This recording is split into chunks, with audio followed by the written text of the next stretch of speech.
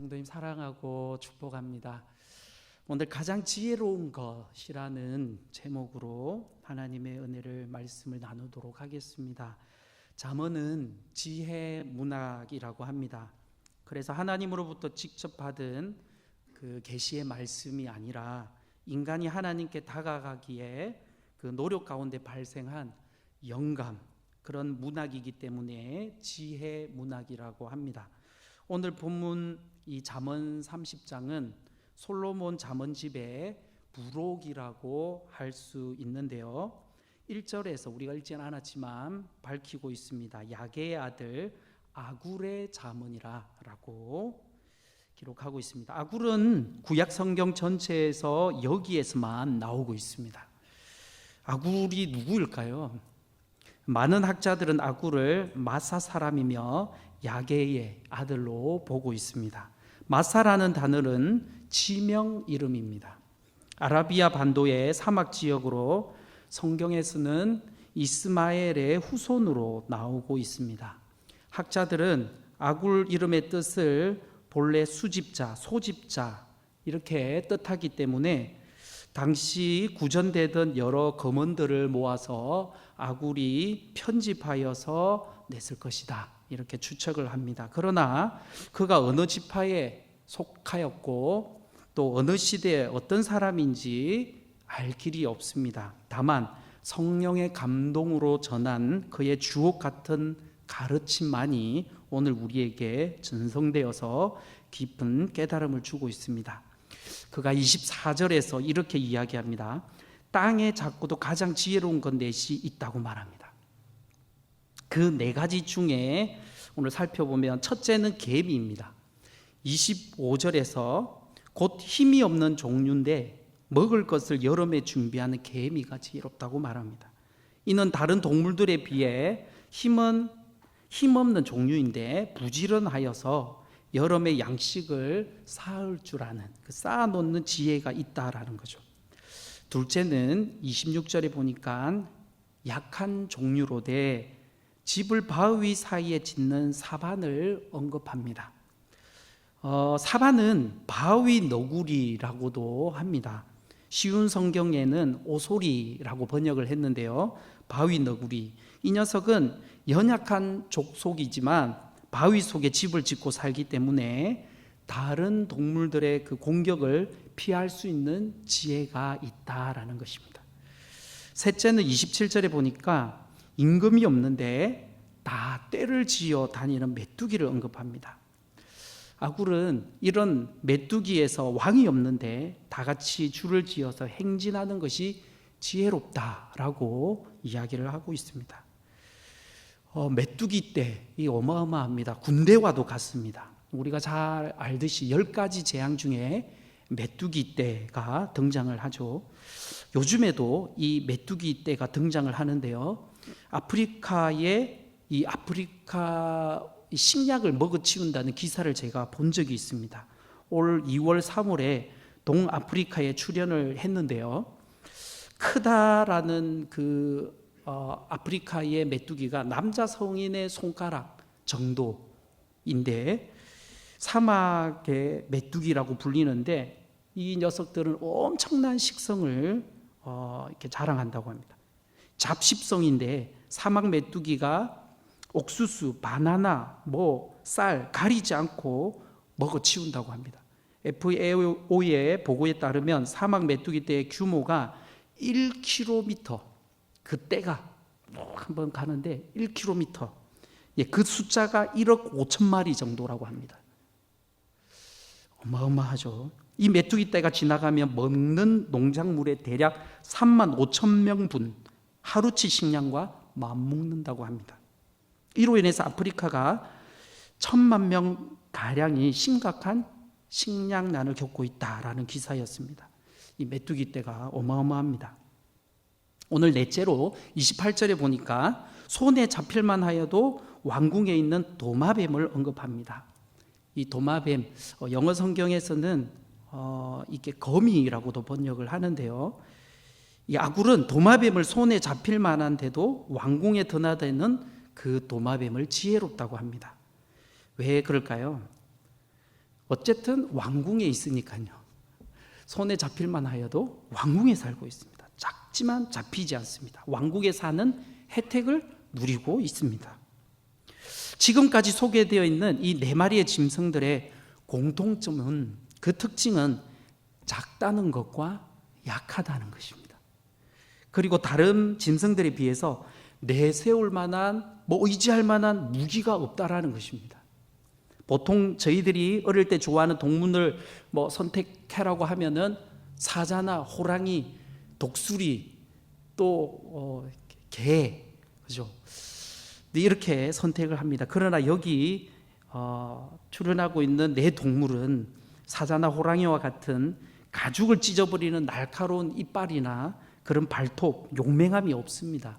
독수리와 같은 불이나 발톱, 그런 우아한 날개, 이런 것이 없습니다. 개처럼 이쁘거나 사랑스럽거나 그렇지도 않습니다. 그런데 연약합니다. 작습니다. 그런데 우리가 그렇습니다, 여러분. 개미와 같이, 사방과 같이, 메뚜기와 같이, 노마, 백마 같이 보잘것없고 연약한 것이 우리 인생이라는 것입니다. 이런 연약함 때문에 현대인들은 다양한 문제들로부터 스트레스를 받고 살아갑니다. 정신적인, 사회적인 그런 요인들, 환경적인 요인들, 또 자기 지각에서 오는 요인들, 크고 작은 그런 부담감들 때문에 우리에게 압박을 가해오고 인체에 해를 입히고 또 우울증과 각종 질병을 유발하기도 합니다. 개미와 같이 작고 사방과 같이 연약하고 메뚜기와 같이 이끌어줄 그런 지도자가 없는데, 우리가 그런 작은 연약한 존재이기 때문에 우리가 열등감, 컴플렉스를 가지고 살아가는 것 같습니다. 이 신경 쓰이는 복잡한 생각들, 우리가 남을 의식하며 살아가는 것, 이런 것들을 열등감, 컴플렉스라고 표현을 하는데요. 국어사전에 찾아보면 자신이 남보다 못하거나 부족하다는 생각에서 오는 느낌, 그 느낌을 열등감이라고 정의하고 있습니다. 사실은 이 느낌은 있다가도 없어지는 거죠. 대학생들을 대상으로 열등감에 대한 조사를 해보았습니다. 그 통계를 보았더니 그럼 어떻게 나왔을 것 같아요? 남학생의 90%가 열등감을 가지고 있고 여학생은 91%가 열등감을 가지고 있다고 통계 자료에 나와 있습니다. 결론적으로 보면 남학생이건 여학생이건 10명 중에 9명은 열등감을 가지고 있다. 그 통계 내용을 볼 수가 있습니다. 그 내용을 3가지로 압축을 해보면 이렇습니다. 첫 번째로 남학생의 경우는 책임성이었습니다. 무언가를 책임져야 한다는 그 부담감. 우리 장년들도 그렇죠. 가장으로 수고하시는 우리 아버지, 가정을 책임져야 될 부담감들이 많으시죠. 두 번째는 그 우월성입니다. 남들보다 뛰어나야 한다라는 그 부담감이 있습니다. 뛰어나야 돈을 벌 수 있다라고 생각합니다.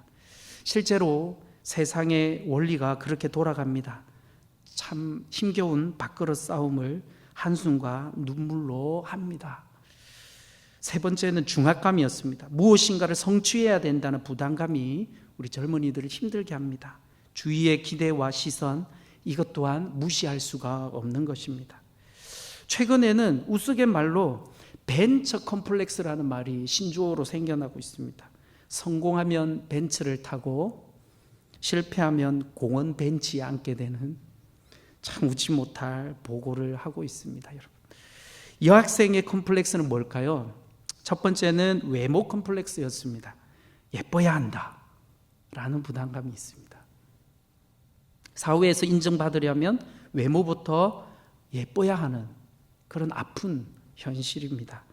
둘째는 애교 컴플렉스도 있습니다, 여러분. 사교성이 있어야 그렇게 친해질 수 있고 친한 사람과 함께 이렇게 또 승진을 할 수 있다고 합니다. 셋째는 다이어트 컴플렉스입니다. 날씬해야, 이뻐야 성공하는 그런 시대가 되었습니다. 그 외에 남성 중심의 사회에 대한 부담감 등이 있습니다. 참 이런 여러 가지의 압박들이 우리 현대를 살아가는 모든 장년이건 우리 청년들이건 스트레스를 주고 있습니다. 오늘 본문에 등장하는 네 마리의 짐승은 작고 약하지만 가장 지혜롭다고 말합니다. 왜일까요? 그들은 연약함을 지혜로 극복했기 때문입니다. 개미는 때를 아는 지혜가 있었습니다. 여름에 열심히 곡식을 모아 겨울을 납니다. 메뚜기는 연약하지만 때를 지어 연합함으로써, 또 사바는 작고 연약하기에 바위라는 그 매개체에 집을 짓고 살면서 안전함으로 극복을 합니다. 도마뱀은 왕궁을 사는 혜택을 누립니다. 이것이 지혜입니다. 지혜가 능력입니다. 특별히 유대인들은 사반을 약한 존재이지만 내면의 근성은 강한 동물로 봅니다. 제가 사진을 하나 준비를 했는데요. 이 녀석이 사반입니다.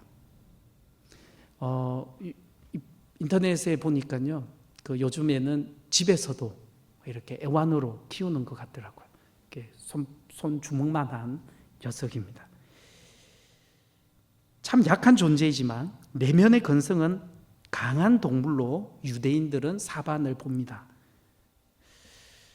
온갖 맹수들을 피해가면서 바위 속 그 바위 위에다가 집을 짓고 안전하게 지냅니다. 시편 104편 18절에도 높은 산들은 산양을 위함이여 바위는 너구리의 피난처로다, 이렇게 말씀합니다. 여러분들의 피난처, 안전지대는 어디이십니까? 집이 좋아야 된다, 집이 우리의 피난처다라고 생각하시는 분 계십니까?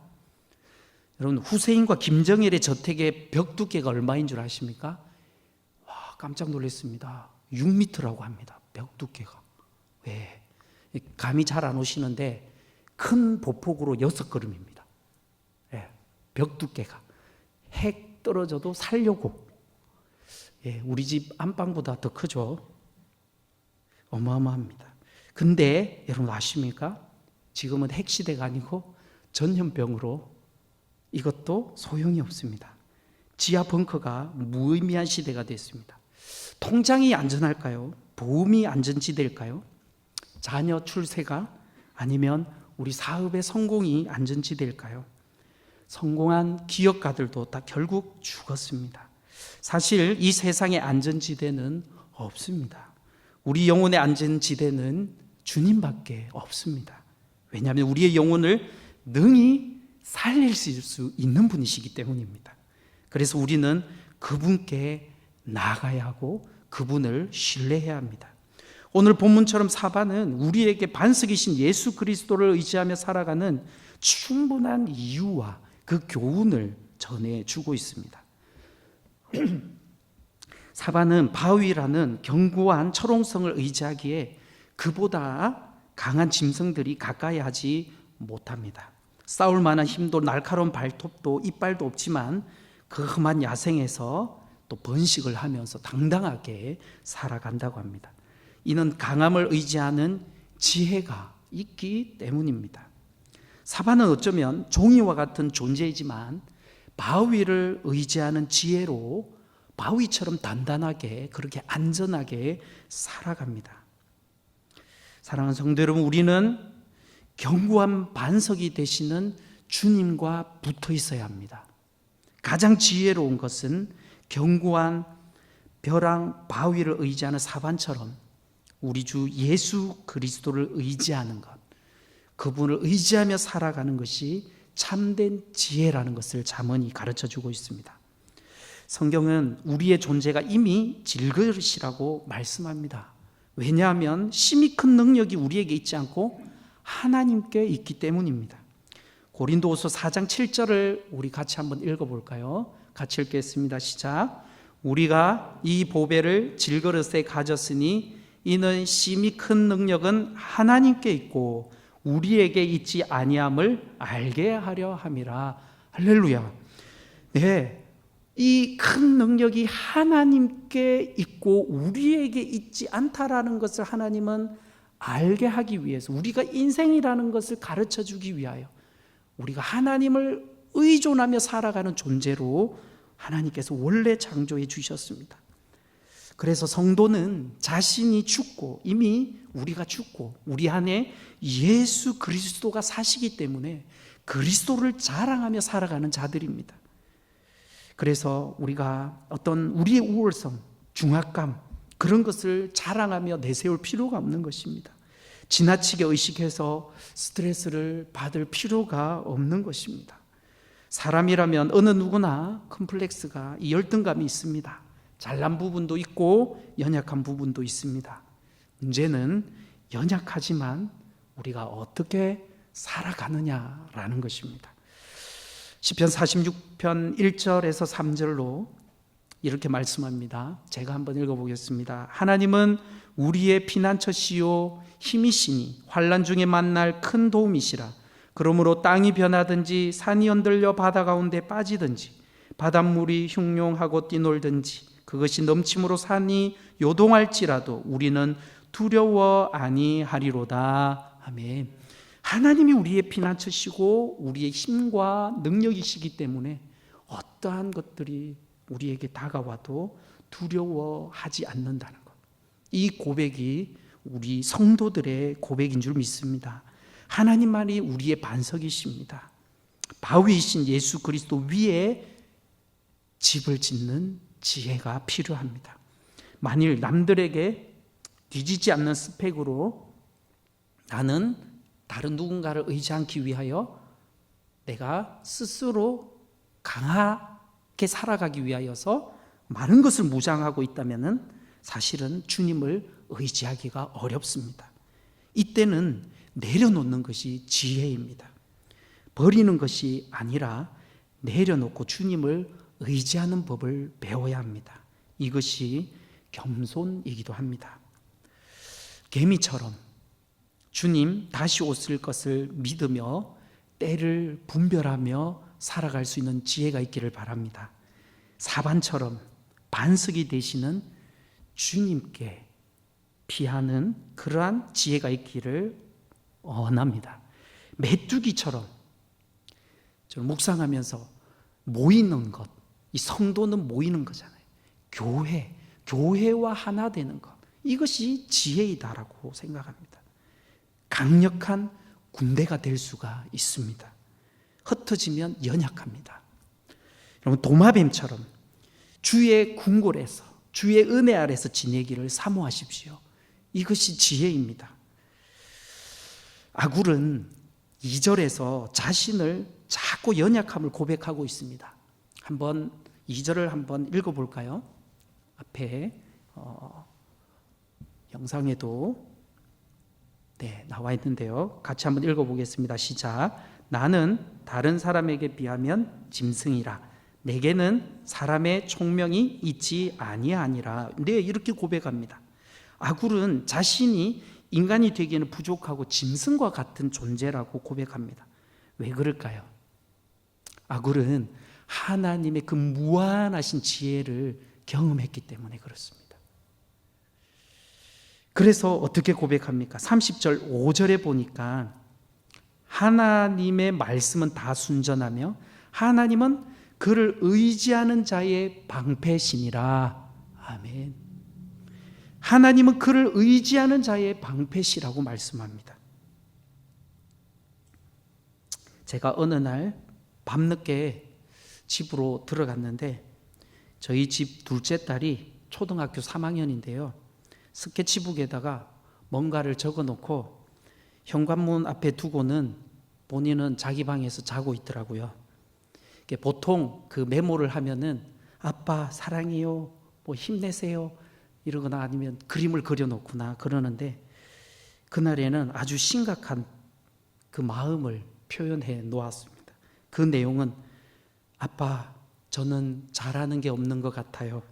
설모가 없다가 맞으면 0표, 아니면 꼬표.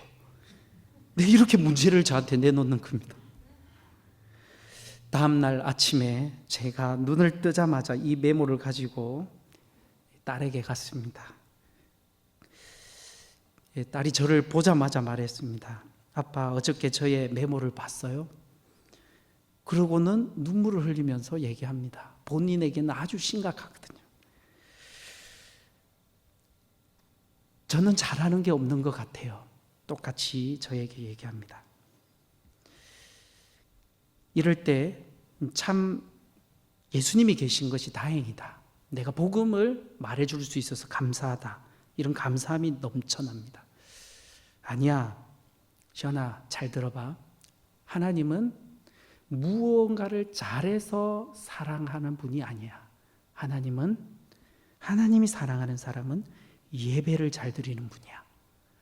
예배를 잘 드리는 사람이야. 시연이 예배 잘 드리지? 이렇게 눈이 이렇게 해맑아지면서 심각함이 사라지면서 표정이 밝아옵니다. 참 신기합니다. 회복이 되어집니다. 그 마음의 어두움이 사라집니다. 복음의 능력을 경험합니다. 한없이 연약하고 부족한 우리인데 이 복음 앞에서 이 연약함은 벗어지고 내 안에 계신 그 주님을 발견함으로 우리는 다시 온전함을 회복합니다. 이것이 은혜입니다. 사랑하는 우리 성도 여러분, 저의 그 가정에서 일어나는 이야기지만 여러분들의 일상 속에서도 크고 작은 많은 일들이 있을 줄 압니다. 어떻게 우리가 이 험악한 시대를 살아갈 수 있을까요? 오늘 잠언 30장은 우리에게 이 작고도 연약한 이 네 마리의 짐승을 통하여서 가장 지혜로운 것이 무엇인지 가르쳐 주고 있습니다. 오늘 앞에서 살폈듯이 우리 사반을 대표적으로 살펴봤는데요. 우리에게 지혜는 반석이 되신 예수 그리스도 안에 거하는 것. 이것이 우리의 강함인 줄 믿으시기 바랍니다. 하나님의 말씀은 다 순전하여 하나님은 그를 의지하는 자의 방패신이라. 할렐루야. 기도하겠습니다. 하나님, 너무 감사합니다.